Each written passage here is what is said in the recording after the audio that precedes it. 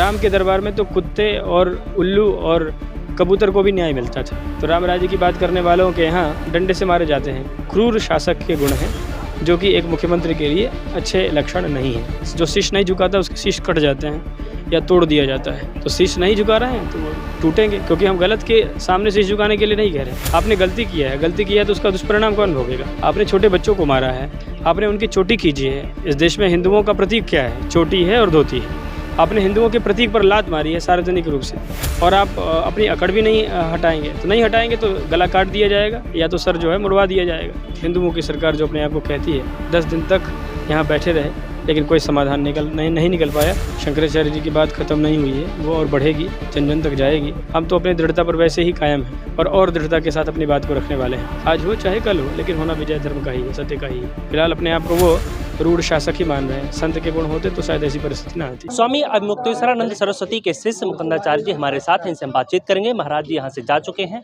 प्रभु बहुत बहुत स्वागत है आपका। जिस तरीके से यहाँ से नाराज होकर के स्वामी जी गए हैं, अब शिष्यों के मन में क्या है और आगे की क्या रणनीति है? बहुत दुखी हैं हम लोग। आगे की रणनीति तो शंकराचार्य जी स्वयं बताएंगे, लेकिन जिस निष्ठा के साथ वो यहाँ पर आए थे, कुछ मांगा तो था नहीं उन्होंने अलग से। बस केवल इतना चाहते थे कि सम्मानपूर्वक बटुकों को, सन्यासियों को, वृद्धों को, माताओं को स्नान करा दिया जाए। दुर्भाग्य है कि शासन, स्थानीय प्रशासन, प्रदेश की सरकार और देश की सरकार, हिंदुओं की सरकार जो अपने आप को कहती है, उनके रहते हुए भी इस विषय का पटाक्षेप नहीं हो पाया। 10 दिन तक यहाँ बैठे रहे, लेकिन कोई समाधान नहीं निकल पाया। तो भारी मन से यहाँ से उनको जाना पड़ा। सदियों से देखा जा रहा है, किसी भी युग की बात कर ली जाए, धर्म नीति से ही राजनीति चलती है। लेकिन अभी जो देखने को मिला है, धर्म नीति पर राजनीति भारी पड़ गई है। कैसे देखते हैं? भारी नहीं पड़ी है, धर्म पर कोई भारी नहीं पड़ सकता है। शंकराचार्य जी की बात खत्म नहीं हुई है, वो और बढ़ेगी, जन जन तक जाएगी। जनता को बताया जाएगा। भारी तब हो जाएगी जब हम रिवर्स हो जाएंगे। हम रिवर्स नहीं हुए हैं। हम तो अपनी दृढ़ता पर वैसे ही कायम हैं और दृढ़ता के साथ अपनी बात को रखने वाले हैं। धर्म के ऊपर कोई भी हावी नहीं हो सकता इस समस्त संसार में, क्योंकि धर्म सबको साथ लेके चलने की जो वस्तु है उसका नाम है। धर्म वो है जो हमको धारण करता है, इसलिए धर्म के ऊपर कोई हावी होने वाला नहीं है। धर्म की ही विजय होने वाली है, सत्य की ही विजय होने वाली है। आज हो चाहे कल हो, लेकिन होना विजय धर्म का ही है, सत्य का ही है। धर्म की सबसे बड़ी पीठ शंकराचार्य की पीठ, क्या ये सरकार इसको सीरियस नहीं लेती? असल में क्या है ना कि ये एक नीति बना करके इस देश में काम कर रहे हैं। जैसे मुसलमानों में राजा और गुरु एक होता है, खलीफा। जैसे ईसाइयों में पोप जो है धर्मगुरु भी है और राजा भी है। वैसे ये चाहते हैं कि राजा और गुरु दोनों यही बन जाएं, जबकि हिंदू धर्म में ये संभव नहीं। हिंदू धर्म में राजा है, राजा भगवान श्री राम है और गुरु वशिष्ठ जी महाराज है। तो राज सत्ता का स्वतंत्र अस्तित्व है, रहना चाहिए। गुरु सत्ता जो धर्म सत्ता है उसका स्वतंत्र अस्तित्व है, वो भी रहना चाहिए। उसको समाप्त करने की योजना है सरकारों की, जो कि हम लोग कदापि नहीं होने देंगे। जो धर्म सत्ता है उसका स्वतंत्र अस्तित्व है। वो राज्य सत्ता जब भी धर्म से च्युत होगी तो हम लोग उसको मार्गदर्शन देंगे, और नहीं मानेगी तो उसको अपने आसन से उतार करके फेंक करके जो धार्मिक होगा उसको आसन पर बैठाएंगे। एक राजा और संत दोनों के पदों का समावेश है, लेकिन गुण तो अलग अलग दिखाई दे रहे हैं मुखिया के, जो हमारे प्रदेश के।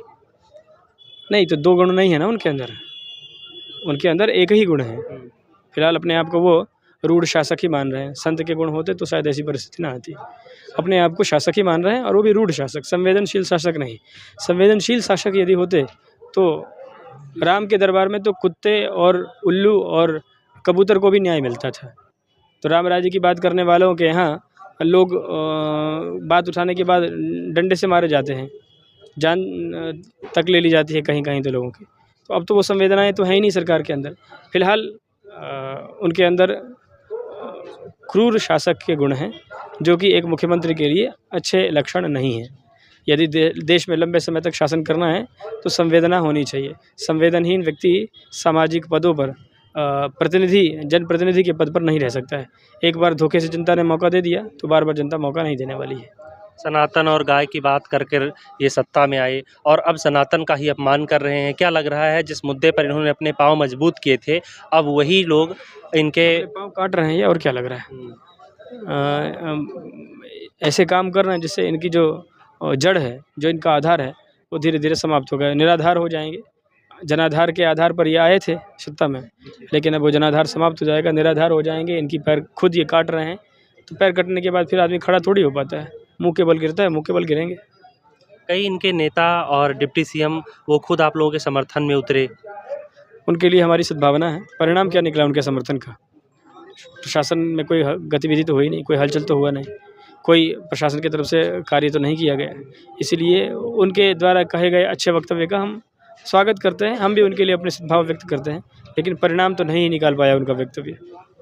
भारतीय जनता पार्टी खुद अपने शंकराचार्य सामने ला करके खड़ी कर देती है और जो वास्तव में शंकराचार्य हैं, जो धर्म पताका आगे लेकर के चल रहे हैं, उनको नकार देती है। तो जो नकली शंकराचार्य हैं, उनका आप लोग क्या करेंगे? कोई समाधान निकालेंगे? नहीं, नकली शंकराचार्य का समाधान जनता निकाल रही है ना। आप लाख नकली लाके खड़े कर दो, असली असली ही है। जो असली का गुण है वो नकली के अंदर थोड़ी आ जाएगा। कहते हैं ना कि एक ने ईर्ष्या किया। एक रानी जो थी, राजा की बहुत सारी रानियाँ थी, तो जो सबसे छोटी रानी थी उसको राजा बहुत स्नेह करते थे। तो बाकी रानियों ने सोचा कि भाई इसको क्यों स्नेह करते हैं, तो बताया कि इसकी आँख बड़ी बड़ी है और इसके कान बड़े बड़े हैं, इसलिए राजा उससे बहुत प्यार करते हैं, स्नेह करते हैं। तो बाकी रानियों ने कहा कि हाँ, हम भी आँख और कान बड़े कर लेते हैं। तो कान बड़ा करने के लिए रानियों ने अपने कान में बड़े बड़े वजनदार कुंडल पहन लिए। तो कान तो बड़ा हो गया, अब आँख बड़ा करने के लिए कोई तकनीक थोड़ी है, वो तो भगवान देता है। तो जो प्रतिभा असली आचार्यों में है, वो नकली आचार्य के अंदर, तो आप कान बड़ा कर सकते हैं कुंडल बड़े बड़े भारी पहन करके, आँख तो भगवान ही देता है। तो जो असली प्रतिभा है, जो असली गुण है आचार्य का, वो तो असली के अंदर ही, वो नकली के अंदर आ ही नहीं सकता है। और जनता उसको देखती है, जनता देखेगी और जनता उसका निश्चय करती है। सरकार धर्म के क्षेत्र में कोई निर्णय कर देगी तो उसको जनता थोड़ी मानती। धर्म के क्षेत्र में धार्मिक गुरु ही प्रामाण्य हैं, मुख्यमंत्री और प्रधानमंत्री प्रामाण्य नहीं धर्म के क्षेत्र में। अच्छा, क्या लगता है ये सरकार धर्म को भी उद्योग धंधा बनाना चाहती है? क्योंकि रामदेव का समर्थन करना, बागेश्वर धाम का समर्थन करना, फिर सतुआ बाबा का समर्थन करना, जिन्होंने धर्म को एक तरीके से व्यापार बना रखा, उनका समर्थन कर रही है। जो धर्म को वास्तव में आगे बढ़ा रहे हैं, उनकी सुनी ही नहीं जा रही। देखिए, रामदेव तो व्यापारी हैं, वो धर्म के व्यक्ति हैं नहीं, इसीलिए रामदेव के विषय में तो यही बात है। सतुआ बाबा हमारे लिए हमारे गुरु भाई जैसे हैं, इसलिए उनके विषय में हम कुछ कहेंगे नहीं। नीतिगत बात यही है कि सरकारों को जो शुद्ध धार्मिक, विशुद्ध धार्मिक लोग हैं, उनकी बात करनी चाहिए। उनके धर्माचरण में किसी तरह का अहित ना हो, उसका निश्चय करना चाहिए। जो धर्म के नाम पर जो व्यापार करने वाले लोग हैं, धर्म का चोला ओढ़ करके घूम रहे हैं, उनका संरक्षण करेगी तो यही संदेश जाएगा जो आप पूछ रहे हैं। तो सरकार को यदि व्यापारी लोगों से, जो धर्म के क्षेत्र का कपड़ा पहन करके व्यापार में प्रवेश करने वाले लोग हैं, उनसे दूरी बना के रखना चाहिए। लेकिन उनका जो व्यवहार है उससे तो यही प्रदर्शित होता है कि वो दिखाने के लिए अलग तरह के हैं, असल में अलग तरह के हैं। व्यापारी लोगों का संरक्षण कर रहे हैं वो रामदेव जैसे व्यापारियों का। महाराज जी, आखिरी सवाल, क्या कारण आप लोगों को समझ में आ रहा है कि ये सत्ता आप लोगों के सामने शीश झुकाने से पीछे हट रही है, आप लोगों को बनाने से पीछे हट रही है? नहीं तो ना शीश झुकाए ना, जो शीश नहीं झुकाता उसके शीश कट जाते हैं या तोड़ दिया जाता है।